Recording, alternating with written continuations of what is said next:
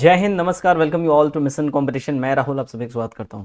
दोस्तों, आप सभी जान रहे हो कि 27 तारीख से यानी 27 सितंबर से जो है फॉर्म भराना स्टार्ट हो चुका है। 27 ऑफ सितंबर से किस चीज़ का? तो बिहार एसएससी है ना, इंटर लेवल वाला। इसका लास्ट डेट है 11 नवंबर तक। जी हाँ, अभी फॉर्म फिल हो रहा है, लेकिन इसी के साथ साथ कुछ प्रॉब्लम्स भी आ रही हैं। थोड़ा बहुत वेबसाइट में लैग है, बट ओवरऑल वेबसाइट अच्छे से खुल रहा है, फॉर्म फिल हो रहा है। दूसरी बात इंपॉर्टेंट है कि ये बिल्कुल ही बीपीएससी का जो फॉर्म जिस तरीके से फिल हो रहा था उस तरीके से ही ये सारा इन्होंने क्राइटेरिया रखा है, और एक तरीके से आप बोल लीजिए कि उसका नकल करने की कोशिश की है। एग्जैक्ट कॉपी नहीं कहूँगा, लेकिन नकल करने की कोशिश की है। बहुत सी चीज़ें सिमिलर हैं, तो अगर आप थोड़ा बहुत गड़बड़ाइएगा तो फॉर्म तो आपका फिल हो जाएगा, लेकिन डॉक्यूमेंट वेरिफिकेशन के टाइम में दिक्कत हो जाएगा। ये वीडियो आपके लिए है, जिनको भी हेजिटेशन है या जिनका कोई क्वेरी है, कमेंट करके आप लोग अपना क्वेरी जरूर पूछिएगा। दूसरी बात यह है इंपॉर्टेंट, जो आप लोगों का बार बार मैसेज आ रहा है टेलीग्राम और व्हाट्सएप पे कि डॉक्यूमेंट कौन कौन सा लगेगा और वैलिडेट कब तक रहेगा, उसके ऊपर भी मैं अभी डिटेल में बिल्कुल बात करूंगा। तो चिंता बिल्कुल आपको करना नहीं है, सब कुछ बिल्कुल तरीके से बात करेंगे, ठीक है। चलिए, सबसे पहले हम लोग इस वेबसाइट के ऊपर में चलते हैं।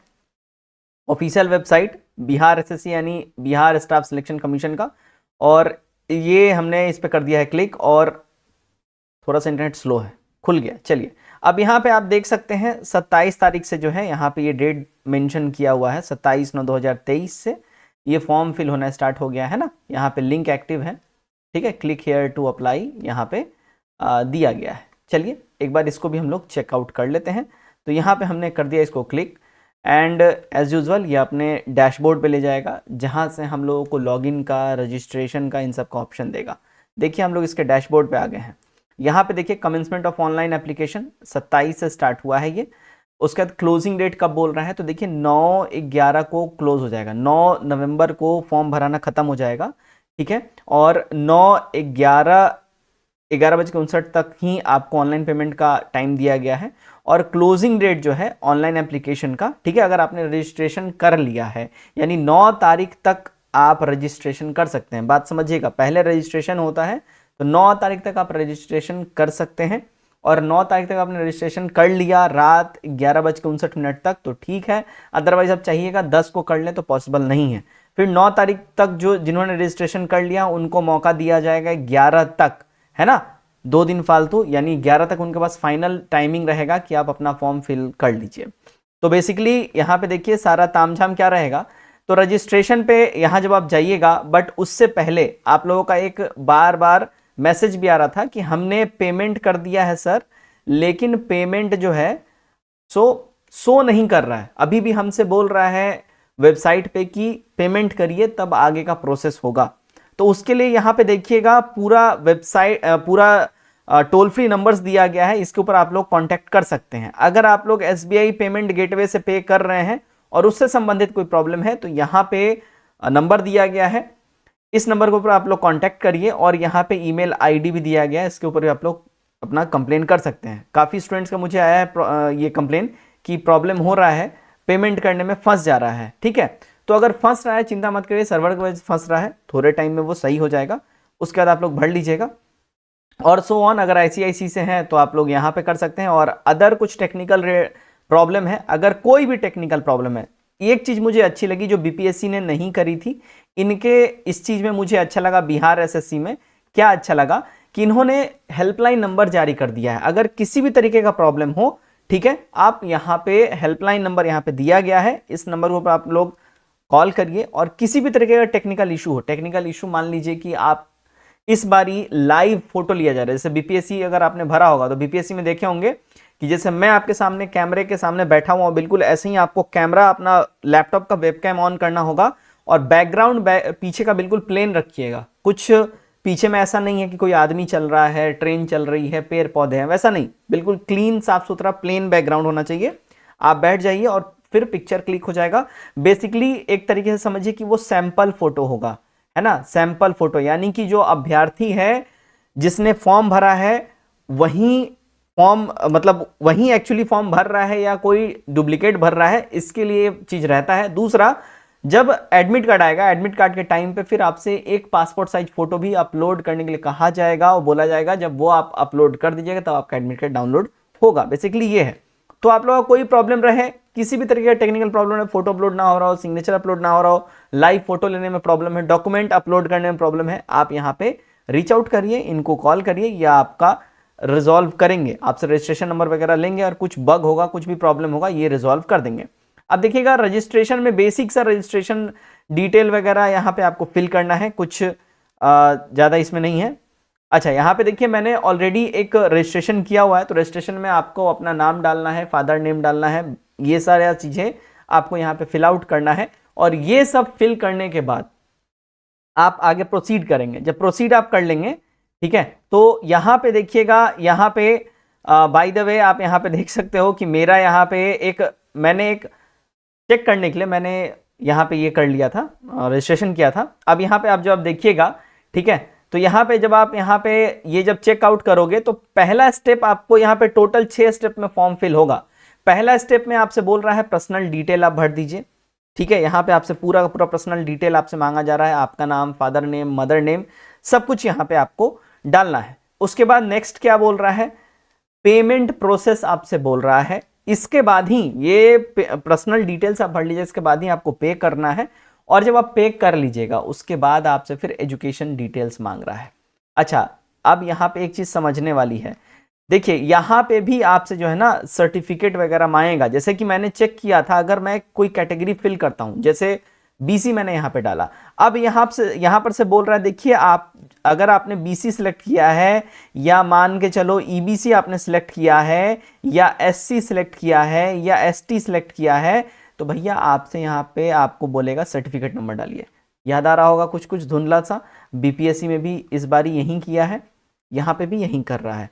बीपीएससी में एक्स्ट्रा पैसे ले रहा था, आधार कार्ड के, अगर दूसरा आधार कार्ड की जगह आपने कुछ दूसरा आईडी वगैरह दिया है तो आपको पे करना पड़ेगा अलग से 200 रुपया। यहाँ पे कुछ नहीं है थैंकफुली, ठीक है। तो ये सारी चीजें हैं। अच्छा, इंपॉर्टेंट एक और चीज समझिएगा, यहाँ पे करने के बाद इशू डेट भी आपको डालना है। अब यहाँ पे समझिएगा, आपसे बोल रहा है अगर आप ओबीसी हैं तो ओबीसी सर्टिफिकेट डालिए, ईबीसी ईबीसी वाला डालिए। अब समझिएगा, यहाँ पे देखिए कास्ट सर्टिफिकेट परमानेंट होता है, मैंने बहुत बार इसके ऊपर आपको बोला है, वीडियो बनाया है, ठीक है। सामान्य प्रशासन विभाग बिहार सरकार का मैंने आपको एडवाइजरी भी दिखा दी हुई है, अगर आपने नहीं देखा है मैं वीडियो डाल दूंगा लिंक में, आप उसको जाके देख लीजिएगा, ठीक है। तो कोई दिक्कत होने वाला नहीं है, ओबीसी वाला परमानेंट होता है। दिक्कत क्या होता है, देखिए 2 तरीके का रेसिडेंशियल सर्टिफिकेट या रेसिडेंशियल सर्टिफिकेट में दिक्कत होता है। इसमें भी 2 तरीके का बनता है, एक होता है परमानेंट, एक होता है टेम्पररी। टेम्पररी वो बनवाते हैं जो कहीं रेंट पे रह रहे हैं, परमानेंट जिनका अपना घर है वो बनवाएंगे, ठीक है। तो टेम्पररी वालों को साल साल में अपडेट करना रहता है। दूसरा, जो आपका इनकम सर्टिफिकेट होता है वो financial year to financial year चलता है, यानी कि मार्च टू अप्रैल चलेगा, तो वो 1 साल का रहता है उसका वैलिडेशन, ठीक है। लेकिन जो कास्ट सर्टिफिकेट है, कास्ट आपका थोड़ी ना बदल जाएगा। अगर मान के चलो आप ब्राह्मण हो, चलो ब्राह्मण को तो लोग जनरल में आ जाते हैं, मान के चलिए कि एज एग्जाम्पल आप तेली हो, सूढ़ी हो, कुछ भी हो, आप ओबीसी में आते हो, तो आपका कास्ट तो नहीं बदल जाएगा। तो कास्ट सर्टिफिकेट एक बार जो इशू हो गया वो आपका जेन्युइन रहता है। हाँ, 2-3 साल पे उसको अपडेट करते रहिए, नया उसको जनरेट करते रहिए। इससे होता क्या है, देखिए हर 2-3 साल पे ना स्टेट गवर्नमेंट क्या करती है कि किसी कास्ट को पर्टिकुलर सेक्शन से निकाल के दूसरे सेक्शन में डालती है। तो आप अगर हर 2-3 साल पे अपने आप फ्री में ही बनता है, वेबसाइट पे जाइए समान प्रशासन विभाग के, वहां से आप लोग खुद से बना सकते हैं। 21 दिन में आपको उसका पीडीएफ मिल जाएगा, आप डाउनलोड कर लीजिए, ठीक है। कोई बड़ा रॉकेट साइंस नहीं है, वो करते रहिए। लेकिन अगर आपके पास कास्ट सर्टिफिकेट है तो चिंता करने की बात नहीं है, वो चलेगा, ठीक है। मैंने आपको ऑलरेडी बता दिया रेसिडेंशियल में प्रॉब्लम होता है, अगर टेम्पररी वाला है तो, परमानेंट वाला है फिर भी कोई दिक्कत नहीं है। और इनकम सर्टिफिकेट में दिक्कत होता है, तो इनकम सर्टिफिकेट तो रेगुलरली किसको बनाना होगा, जो ईबीसी वाले हैं ना, उनको साले साल हर साल उनको बनवाते रहना पड़ेगा। तो बेसिकली यही चीजें हैं और कुछ है नहीं इसमें, आप लोग ज्यादा चिंता मत करिए, फॉर्म धुआंधार तरीके से भरिए। अब यहां पे देखिएगा, ठीक है, आपसे क्या बोल रहा है कि अगर आप फ्रीडम फाइटर हैं वगैरह, ये सब आपसे बोल रहा है। दूसरा, अगर आप आधार कार्ड सिलेक्ट करते हैं, चलो मैंने यहाँ पे आधार कार्ड सिलेक्ट कर दिया, तो आधार कार्ड नंबर मांग रहा है आपसे, आधार कार्ड नंबर आपको डालना होगा। अच्छा, आधार कार्ड से ही आप लोग, मैं यही सलाह दूंगा, आधार कार्ड से ही आप लोग जो है ना फॉर्म फिल करिए, वहीं एज आईडी सिलेक्ट करिएगा, काफ़ी फायदे हो जाते हैं उसके। अगर आपका मान लो कि नहीं भी है आईडी गुम भी हो गया है तो आप ऑनलाइन डाउनलोड करके निकाल सकते हो, अदरवाइज दूसरे में प्रॉब्लम हो जाता है, तो आधार कार्ड से ही करिएगा। अच्छा, इसमें कुछ इंपॉर्टेंट बातें हैं जो मैंने ऑलरेडी यहाँ पे डाउनलोड इसका किया हुआ है। अब देखिए फोटो कैसे अपलोड करना है यहाँ पे दिया गया है, कुछ सैंपल यहाँ पे दिए गए हैं लाइव फोटो के लिए। मैं आपके लिए इसको करता हूँ जूम ताकि आपको अच्छे से दिखे, ठीक है। अब यहाँ पे देखिएगा कुछ सैंपल आपको दिया गया है, कुछ डेमो दिया गया है। देखिए अगर इस तरीके का आपका फोटो है वो एक्सेप्टेबल है ना। यानी कि देखिए आप यहाँ पे देख सकते हो बैकग्राउंड बिल्कुल ही साफ सुथरा प्लेन है, बैकग्राउंड में कुछ भी नहीं है, कुछ नहीं है। लेकिन यहीं पे नीचे बोला जा रहा है क्या अनएक्सेप्टेबल है। अनएक्सेप्टेबल फोटोज आपको नीचे मैं दिखाता हूं, देखिए इसको मैं एक बार नीचे स्क्रॉल करके लेके जाता हूं। यहाँ पे देखिए नॉट एक्सेप्टेबल फोटोज जो हैं, यहाँ पे देखिए कैसे कैसे फोटोज एक्सेप्ट नहीं होंगे। अब यहाँ पे आप बोलिएगा सर बैकग्राउंड तो पीछे क्लीन है, हाँ जी क्लीन है। चश्मा पहने हुए हैं सर जी, एक्सेप्ट नहीं होगा। साइज बहुत छोटा है फोटो का, एक्सेप्ट नहीं होगा।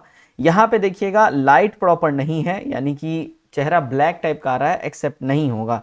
यहाँ पे देखिए साइड एंगल प्रोफाइल, ये भाई साहब लग रहा है कि अपना कुछ शूटिंग वगैरह कर रहे हैं, और बैकग्राउंड में देखिए पूरा ग्रिल वगैरह दिख रहा है, ये एक्सेप्ट नहीं होगा। ये भी साइड प्रोफाइल है, ये भी अंधेरा जैसा, एक्सेप्ट नहीं होगा।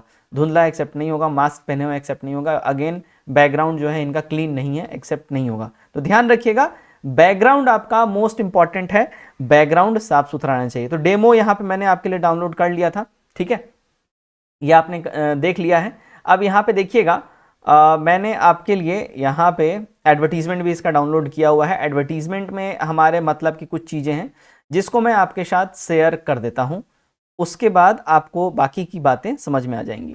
तो यहाँ पे देखिएगा ओवरऑल जो इसमें पदों की संख्या है यहाँ पे तो 12,193 समथिंग, लेकिन 13,000 प्लस पद है, बाद में और ऐड भी हुआ है ना, तो 13,000 प्लस पद इसमें आया हुआ है, ठीक है। और सबसे ज़्यादा जो पद है अगर उसकी हम बात कर ले, बहुत लोगों को नहीं पता होगा, सब बोलेंगे सर हमें तो पहले से पता है, आप काहे के लिए टाइम पास कर रहे हैं, लेकिन बताना जरूरी है। देखिए इसमें हम बात कर लेते हैं फीस वगैरह जो है, देखिए सबको पता ही होगा।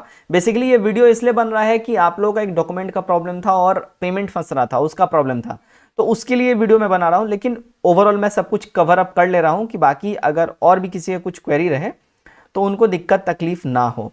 यहाँ पे मैं स्क्रॉल करके नीचे जाता हूँ और यहाँ पे देखिएगा मैं आपके साथ पेमेंट वाला कहाँ गया, चलिए नीचे आते हैं एंड हमारे पास ओके देखिएगा यहाँ पे सबसे पहले एज का प्रॉब्लम भी आप लोग का रहता है, कब से कब तक है। देखिएगा आपका मिनिमम एज जो है ना, मिनिमम एज 18 ईयर्स होना चाहिए, ठीक है, 37 वर्ष आपका मिनिमम एज होना चाहिए।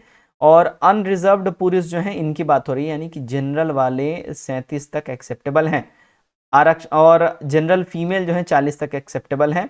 और पिछड़ा वर्ग, अत्यंत पिछड़ा वर्ग, महिला पुरुष जो भी हैं, यानी जो भी रिजर्वेशन में आते हैं 40 वर्ष तक के लिए एक्सेप्टेबल, अनुसूचित जाति जनजाति 42 वर्ष तक के लिए एक्सेप्टेबल हैं। इतनी बातें आपको समझ में आ गई। फीस देखिए, इसका फीस काफ़ी इस बारी मुझे चौंका दिया एक्चुअली, कम है, थोड़ा सा कम है, 540 रुपये इसकी फीस रखी गई है। देखिएगा यहाँ पे इसकी फी जो है 540 रुपया रखी गई है सामान्य और ओबीसी के लिए, ठीक है। सामान्य वर्ग, पिछड़ा वर्ग, अत्यंत पिछड़ा वर्ग पुरुषों के लिए 540 रुपये, अनुसूचित जाति जनजाति बिहार के स्थायी निवासी उनके लिए 135 रुपये, और सभी श्रेणी के दिव्यांगों के लिए 135 रुपये। साथ ही साथ सभी श्रेणी को महिलाओं के लिए, यानी कि जनरल ओबीसी जो भी, खाली अगर आप महिला हैं तो 135 आपको देना है। अब देखिए बिहार राज्य के बाहर के, चाहे महिला हो पुरुष हो कोई मतलब नहीं है, बिहार के बाहर के हैं आपको ट्रीट किया जाएगा एज अ जनरल और आपको भी 540 रुपये पे करने होंगे। तो ओवरऑल फी 540 रुपये है और 11 नवंबर तक आपके पास टाइम है, डेट है। उससे पहले मैं बोलूँगा आप फिल कर लीजिए फॉर्म, क्योंकि उसके बाद फिर बहुत दिक्कत हो जाएगा। वीडियो में अगर कोई भी आपको इससे रिलेटेड क्वेरी है, प्रॉब्लम है, कमेंट कीजिए, मैं उसको रिजॉल्व करने की कोशिश करूँगा। वीडियो में मोटा मोटी जितनी भी इंपॉर्टेंट जानने वाली आपके लिए बातें हैं मैंने वो सब कवर किया है, ठीक है। तो कमेंट करके अपने राय हमारे साथ जरूर शेयर करिए। वीडियो अच्छा लगे वीडियो को भी शेयर करिए। चैनल अब तक सब्सक्राइब नहीं किया